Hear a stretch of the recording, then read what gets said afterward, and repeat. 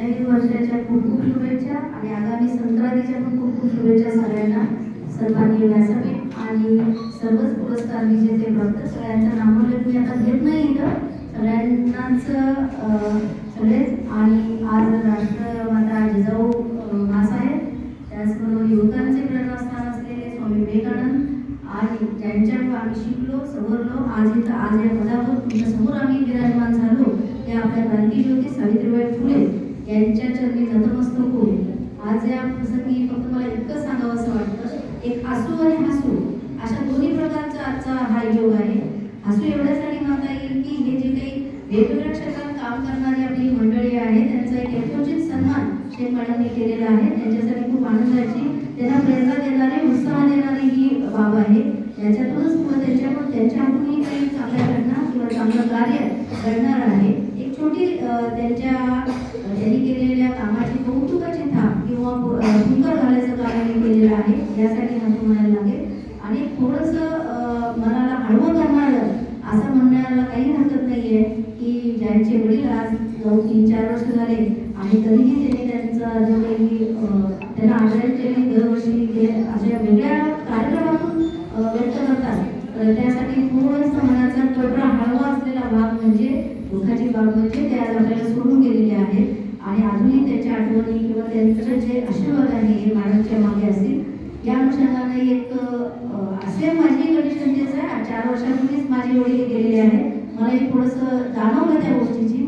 फक्त एक सांगायचा असा मुद्दा आहे, आता काका जसं म्हणाले की सावित्रीबाई फुले नव्हते नसत्या तर तुम्ही आज इथपर्यंत आले नसता, हे अगदी 100% खरं आहे.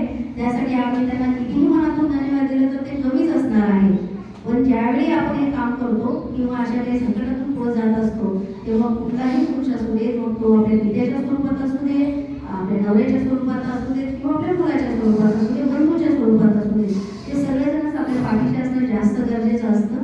काम करत असताना माझे पती तर आजही मला साथ देत आहेत, तो भाग वेगळा आहे. पण जेव्हा माझ्यावर असे काही कठीण प्रसंग आले, प्रसंग तर कठीण खूप सगळ्यांच्याच आयुष्यात येतात. माझ्या आयुष्यात खूप प्रसंग आले की जीव जाण्याचा प्रसंग मी घेऊ शकतो तशा पद्धतीनं. पण जेव्हा असा प्रसंग आला तेव्हा माझ्याकडे फक्त मला इतकंच म्हणायचे, अजिबात थांबू नकोस आणि भीड सोडू नकोस. या 2-3च वाक्य त्यांचं असायचे, अजिबात थांबू नकोस आणि भीड सोडू नकोस.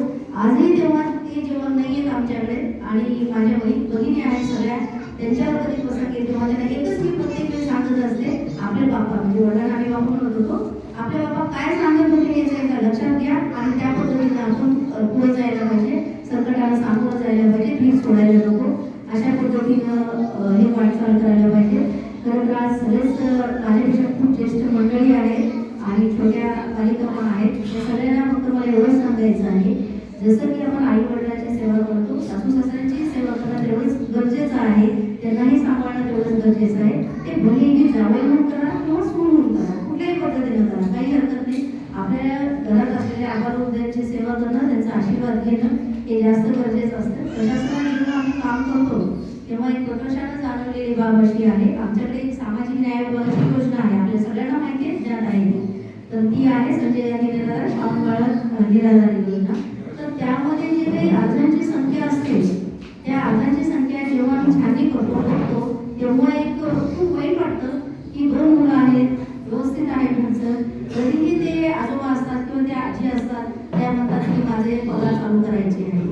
तर बऱ्याचदा काही युवक येतात आणि ते म्हणतात आमच्या आईचा पगार झाला नाही, तेव्हा प्रकाशाने कदाचित माझे शब्द त्यांना कडू वाटत असतील पण मी क्लिअर कट त्यांना खूप रागवते, तुम्हाला लाज वाटते ना अशा शब्दात आम्ही बोलतो त्यांना की तुमच्या आई वडिलांचे पगार आले नाही, तुम्ही आम्हाला विचारताय, मग तुम्ही काय करताय, त्यांना का तुम्ही सांभाळत नाही, अशा पद्धतीचं खडेपण आम्ही त्यांना करतो.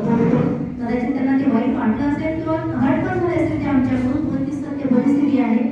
आपले जे आई वडील असतील, सासू सासरे असतील, आबालवृद्ध असतील, सगळेजण त्यांचं पूर्ण आयुष्य आपल्याला घडवण्यात गेलेलं आहे आणि आज ज्यावेळी त्यांना गरज असते तेव्हा जर आपण त्यांची सेवा करणार नाहीये, त्यांना आराम देणार नाहीये, तर तेव्हा आपल्या आयुष्याचं काहीच उपयोग नाही किंवा सार्थकच नाही असं म्हणावं लागेल आपल्याला. तर सगळ्यांनाच विनंती अशी आहे की आपण सगळ्याच वृद्ध आपले जे मंडळी आहेत त्यांचा आदर करा, सन्मान करा आणि त्यांना 1-2-4 शब्द बोलले तरी त्यांना पुरेच असतं. काहीही त्यांना दुसरं तिसरं लागत नाहीये.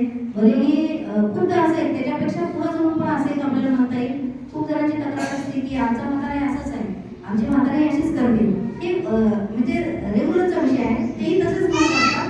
तर तसं काही नसतं. आजूबाजूचे बोल आहेत त्यांचे, कदाचित आपलं चुकत असेल म्हणून ते आपल्याला टोकत असतील, त्यावेळी त्या परिस्थितीला आपल्याला ते बरोबर वाटत नाही म्हणून आपण अशा पद्धतीचा उद्गार काढतो. पण ते त्यांच्या जागी बरोबर असतील, आपण आपल्या जागी बरोबर असतो, ते असतं. आता दुसरं एक मला आणखीन एक सांगायचं आहे, मला हे निगेटिव्ह म्हणू नका कृपया, माझी विनंती आपल्या सगळ्यांना. मी कुठल्याही जाती पाती किंवा भेदाचा काही पुरस्कार करत नाहीये. फक्त मॅडमच्या बाबतीत मला एवढं सांगायचं आहे, का तर माझी त्यांची ओळख नाहीये तरी सुद्धा आमच्या डिप्टी कलेक्टर मॅडम पण बायकास मुस्लिमच आहे आणि आपण पण, तेव्हा त्यांनाही मी हे वाक्य बोललेले होते. आपण शक्यतो पाहिलं तर मुस्लिम कम्युनिटीची लोक खूप कमी आहेत की जे असं शैक्षणिक क्षेत्रात काम करतात किंवा मोठ्या पदावर आहेत किंवा असं खूप कमी दिसतं आम्हाला. बाकी मंडळी खूप आहेत, पण त्या थोडे बंधनं पण त्यांच्यावर आहेत, पारंपरिकरित्या आलेले आहेत. आमच्या तुमच्यासारखं त्यांना फार वावरता येत नाही, त्यातल्या त्यात महिलांना आणखीन बंधन आहे. पण असं असून सुद्धा त्या इतकं काम करतात, आमच्या मॅडम असू देत किंवा आपणही असू देत, सगळेजण हे काम करतात, हे खूप कौतुकास्पद आहे. आणि ते तिथपर्यंत जाणं तेवढं शक्य नाही, हे तेवढंच खरं आहे. त्यांनाही आपण सगळ्यांना धीर द्यायला पाहिजे किंवा अजून तुम्ही पुढे चला, तुमच्या मागं पूर्णपणे आमचा मोर्चाच असेल किंवा लोडच असेल की आम्ही तुमच्या मागे येऊ, अशा पद्धतीने काम सगळ्यांनीच करायला पाहिजे. हे फक्त निगेटिव्ह कोणी घेऊ नका, मला असं कुठल्याही निगेटिव्ह पद्धतीने बोलायचं नाही यामध्ये, आपण सगळ्यांनीच लक्षात घ्यावं. आपण आम्हाला बोलवलं, 2 शब्द बोलायची संधी दिली आणि खरं तर सगळ्यांना भेटण्याची पण संधी दिली, याबद्दल खूप खूप धन्यवाद. आणि मॅडम तुम्हाला तुमच्या कार्यासाठी खूप खूप शुभेच्छा. असंच खूप खूप चांगले काम करत जा. आणि या निमित्ताने एक माझी मैत्रीण होती, ती आठवली मला, तर ती मी तुम्हाला नंतर सांगते, आता स्कूलिंगमध्ये नाही सांगत. थँक्यू.